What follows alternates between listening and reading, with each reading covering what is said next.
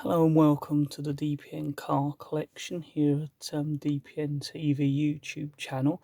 I thought we'd do a little video on the radio in our silver 0375. It's a VDO radio, original to the Carver CD changer. We're going to be taking out, so I thought this video might be useful to show you how this one comes out, and it also solved the problem. We've got to hopefully solve the problem. Basically what's happening is we're losing the sound in the passenger side speakers, and the driver's side is sort of intermittent, and if you push it in so it clips back, the sound gets slightly better. We have had that on other radios. Hopefully it'll be the cause of this problem. Normally what we do is take them out, remove the plug in the back, perhaps put some contact clean on it and plug it back in, and often it'll cure that sort of sound problem fault, perhaps if you've got a lost speaker. And of course it isn't anything else like a speaker problem or wiring problem, but this is certainly the first thing we have tried that has worked for us in the past, is just reseating those wires, because often over the years vibration they can come loose or pop out. So as I say, hopefully this video will show you how to remove this radio, but we'll also show you what we're doing and why we're removing it as well. This radio is quite a straightforward one to remove compared to some. It's what we tend to call the coat hanger type, because some people could loop an old metal coat hanger in, put it in both and then another side, and it will often pop out. If you've got the proper tools, it's a lot easier, and I'll show you the tools we're going to use, and hopefully it should slide out. And being it's an original radio, normally you don't have problems with lots of wires over the back getting caught up or causing a problem when you try and put the radio back. Right, so these are the tools we're going to use. As I said, they're almost like a loop of metal, and I know some people do use a coat hanger, but it is better to use these because these have got these little hooks or cut out bits that help to hook on so the radio pulls out a little bit easier.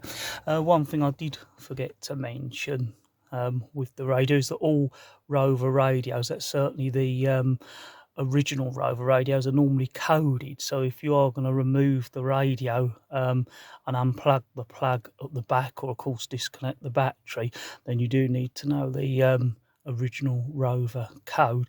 Lucky enough it came with the car with this one, so we've got that code, so that shouldn't be a problem. So now it's time to get it removed. Right, so hopefully you can see I've put the first one in, and it slots into those two holes in the side, so not even any fascia to remove.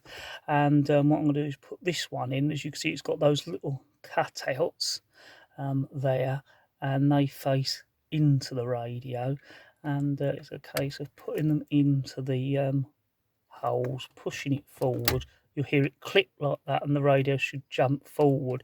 And then if you pull them into each other, you should then be able to slowly slide the radio out. And as you can see, that's starting to move. Normally you go each side to side, and that will hopefully let it ease out without doing any damage. As you see, that one sort of just lost its adjustment or locking in, and that's it out. And now hopefully you'll be able to get your hand there and just slide it out like that, because you've now broke the little clips that hold it in. So as I say, these little tools that you can get in kits. I think this was a kit we got on eBay, and it came with some trim removal tools, some other generic radio removing sort of keys, as they call them.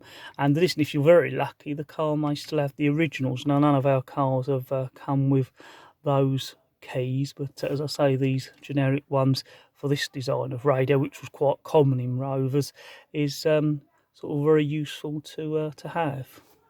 Right, so that's the radio slid out. I've just rested it down there on the gear stick.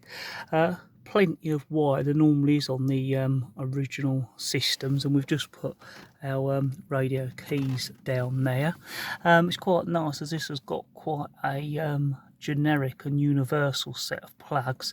You've got the aerial there, then you've got the what I call the sort of radio wires, so they're like your mains and all the speakers, and then up here with the colours, from what I remember, this is to your CD player in the boot, and these are your steering wheel control wires, and that's just an accessory. Now we're not going to be unplugging them because we've had no problem with the CD. What we're going to do is unplug the grey and the brown set and reseat them, and hope that might solve the problem for us. You've got a little fuse there as well, and quite nice, you've got the little MG rover sticker with all the information on the radio there as well. So that's what we're going to do. Remove them, use a little bit of contact cleaner on them, not too much, reseat them, and hope that works. So what I will do is try the radio while it's out as well, just in case there's any sort of loose connections, and if it does work and then we push it back and there's a problem, we can investigate more. Right, so as I said, we're removing these. Now, it's always worth taking a photograph if you were taking all of them out, just so you've got a record of the order. The brown was at the top, and as you can see, it's just this little squeezy bit to the side, and you pull it out. With this one, we've almost got it out. It's a little bit more squeeze there. As I said, what we're going to do, put a little bit of contact clean and push them back in, and see if that solves our problem. Right, so we've put the contact cleaner in those. We just used one you can buy online. What I might do is actually take those ones out as well. I don't think they're a problem, and put a little bit of contact cleaner on them while it's out, just to make sure there you can see what the pin ends are actually like. So interestingly enough, although they're separate connections, and I do remember this now from one of our other radios, they stay together and the clip is on this side rather than that side. And again, we put a little bit of contact cleaner in those, and a little bit in the back of the ports there. As you can see those ports, there's quite a lot of prongs there. Now this is interesting. It looks like that there's a secondary lead for the CD player. You see the red connection there, and then those coloured connections there. And normally they would go straight in there without this fly lead with the red end on.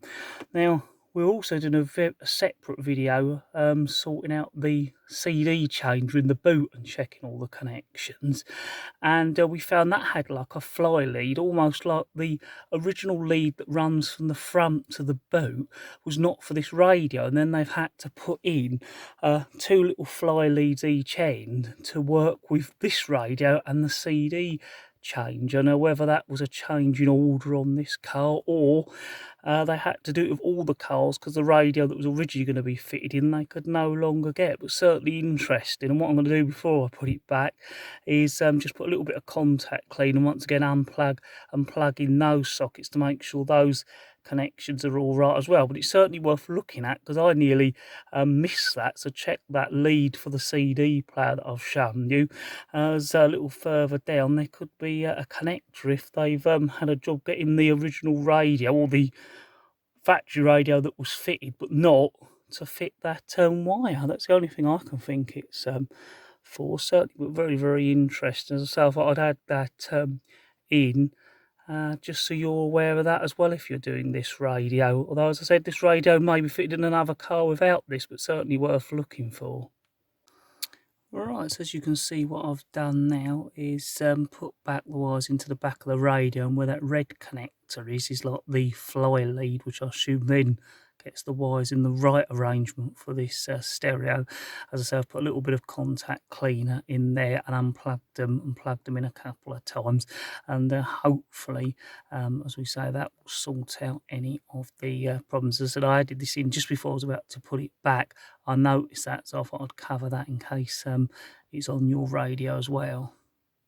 Well, that seems to have cured the problem. It's working, and the sound's not sounding too bad. Right, so what I've done is just gently put it back in, checking none of the wires get trapped, and I've left it on so that if you do trap anything or something jumps, you'll hear it as you're pushing it back and know there's a problem.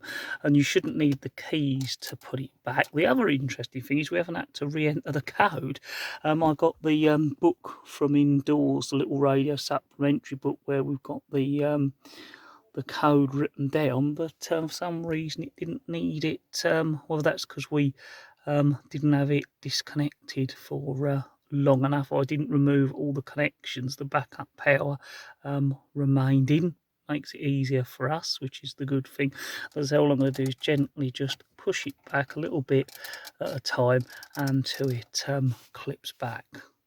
So that's the radio all pushed back in, and it's cured the problem for us. But even if that's not the problem you've got and that doesn't cure it, hopefully it's been useful in how to remove this particular radio from a Rover 75. And it'll be very similar for any Rover radio that has those two little holes each side of the radio. As always, thank you very much for watching this video. Don't forget to check out other videos, and of course don't forget to look at our Instagram and Twitter page as well. As always, thank you very much for watching.